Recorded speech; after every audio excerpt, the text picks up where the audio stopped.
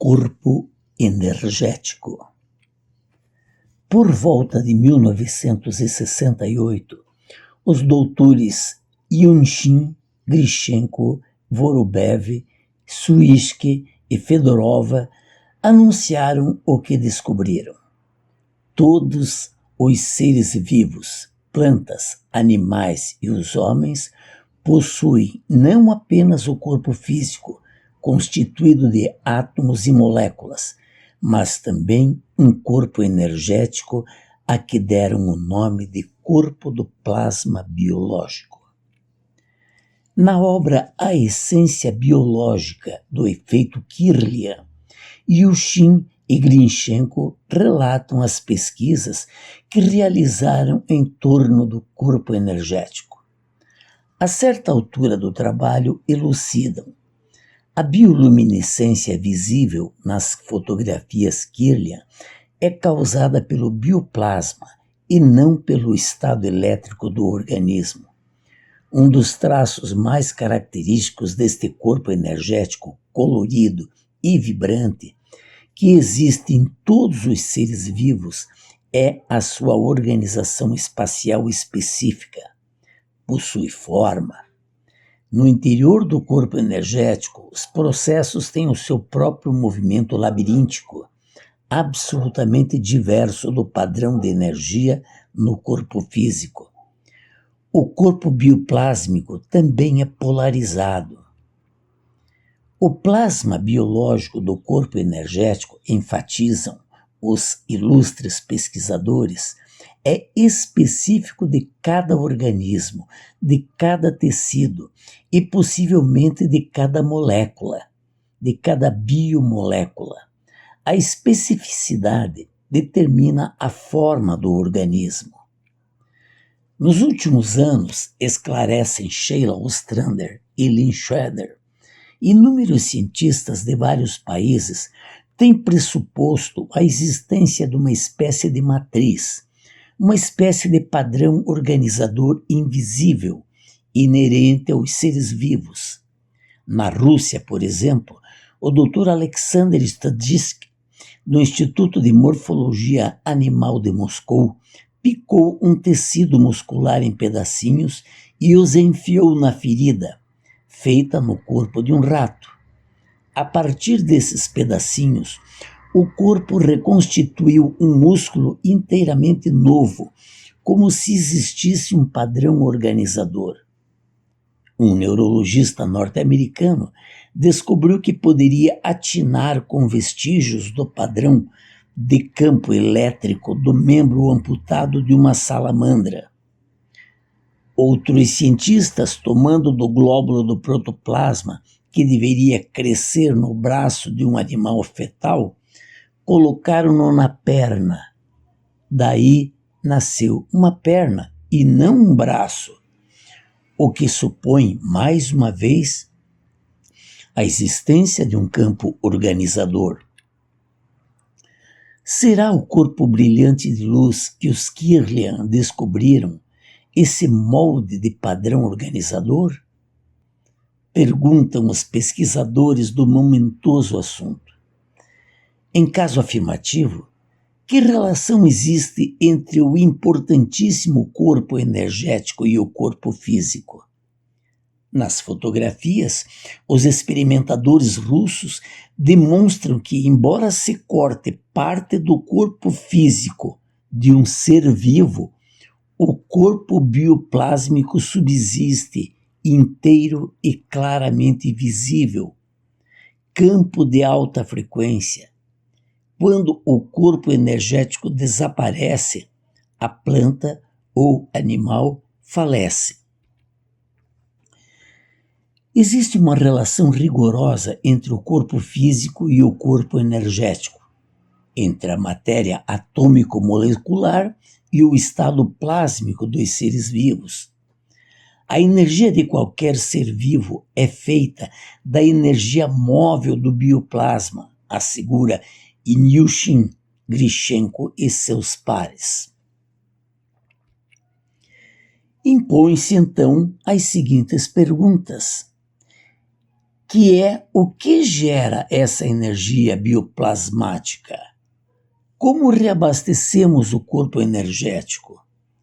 Os cientistas russos descobriram que o oxigênio que respiramos converte alguns de seus elétrons excedentes a um certo quantum de energia no corpo energético.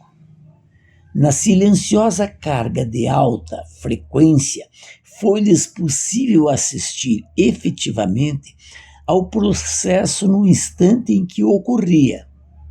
Ao que tudo indica, deduz-se: a respiração carrega o corpo bioplasmático, renova as reservas de energia vital e ajuda a regularizar os padrões energéticos perturbados. A filosofia hindu da yoga, lembram Ostrander e Schroeder, sempre sustentou que a respiração carrega todo o corpo de força vital ou prana, e a yoga prescreve exercícios específicos de respiração para a conservação da saúde. Agora, prosseguem as jornalistas e pesquisadoras americanas, os biólogos da Universidade do Cazaquistão começaram a compreender por que respirar o ar ionizado tem um grande efeito medicinal em muitas espécies de doenças. De fato, segundo alguns especialistas, não só russos, mas várias partes do mundo, admitem que muitas doenças principiam quando se deteriora o suprimento de bioplasma. Descobriu-se até que o simples borrifo de uma ferida com ar ionizado lhe acelera consideravelmente a cura, uma vez que os íons negativos ajudam a restaurar o equilíbrio do corpo plasmático. Com esse conceito do corpo de plasma biológico, asseveram os pesquisadores, podemos abrir novos caminhos para a compreensão das neoplasias e de outras formas de moléstias. Há algum tempo, os russos estão estudando os yogis, que afirmam realizar viagens fora do corpo, em ocasiões de crises, transes, coma ou sob a influência de anestésicos. Este corpo energético se desprende espontaneamente. No momento da morte, o corpo energético sai definitivamente do corpo físico e as pessoas passam a viver em uma outra dimensão. No decurso de suas experiências com o processo Kirlian, os russos fotografaram muitas vezes o momento da morte, assim como procedeu o Dr. Baraduk, pioneiro neste campo de pesquisa. No instante da morte física de uma planta ou de um animal, os pesquisadores do processo Kirlian viram fagulhas e clarões do corpo bioplasmático arremessando-se pouco a pouco ao espaço, nadando para longe e desaparecendo. Gradativamente se dissipava toda e qualquer luminescência proveniente da planta ou do animal mortos. Entre mentes, detectores à distância do campo biológico continuavam a detectar campos de força do corpo morto. Era a energia do corpo bioplasmático em dispersão, prenúncio da decomposição da organização física. As implicações das asserções russas de que existe realmente um corpo energético são vastas. Nenhuma área do nosso pensamento, seja ela a filosofia, a ciência, a arte, a religião, a medicina, deixará de ser, mais cedo ou mais tarde, afetada pelo conceito de que não possuímos um corpo, senão dois.